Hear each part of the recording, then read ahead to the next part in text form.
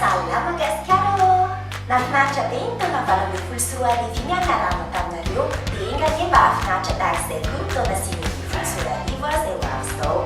Araka nefa nilazaiko teo amin'ny pejy Facebook dia beda be ny fiovana ho avy amin'ny taona 2024 izay ho avy izao. Izany hoe rapitso. Noho izany, manasa anareo hanao j'aime amin'ny pejy Facebook dia hitsindry an'ilay bokotra hoe s'abonner ao amin'ny YouTube.